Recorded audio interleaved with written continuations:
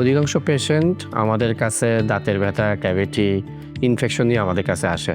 ব্যাপারটা হচ্ছে অধিকাংশ পেশেন্ট যে ভুলটা করে, দাঁতের প্রবলেম হওয়ার পরে ডক্টরের কাছে শরণাপন্ন হয়।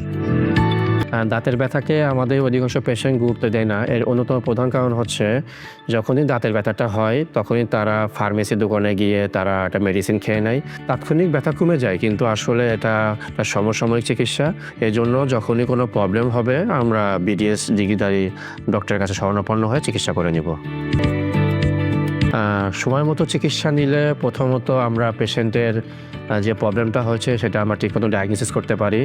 ডায়াগনোসিস করার পরে আমরা সুন্দরভাবে এটা ব্যথামুক্তভাবে সমাধান করতে পারি।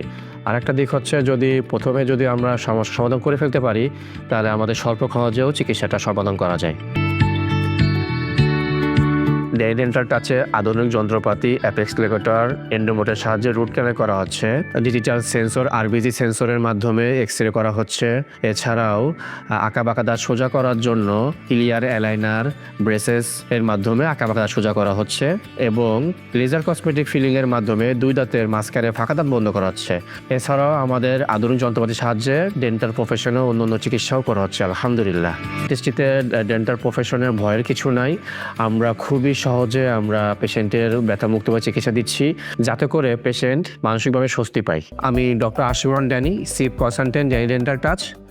আমি সকল পেশেন্টের উদ্দেশ্যে একটা কথাই বলতে চাই, আপনাদের যখনই কোনো দাঁতের সমস্যা ফেস করবেন, আপনারা ফার্মেসির দোকানে গিয়ে ওষুধ না খেয়ে নিকটস্থ বিডিএস ডিগ্রিধারী ডেন্টাল সার্জনকে শরণাপন্ন হবেন এবং সুস্থ থাকবেন। ড্যানি ডেন্টাল টাচ সর্বদা প্রস্তুত আপনাদের আধুনিক যন্ত্রপাতির সাহায্যে সেবা দেওয়ার জন্য।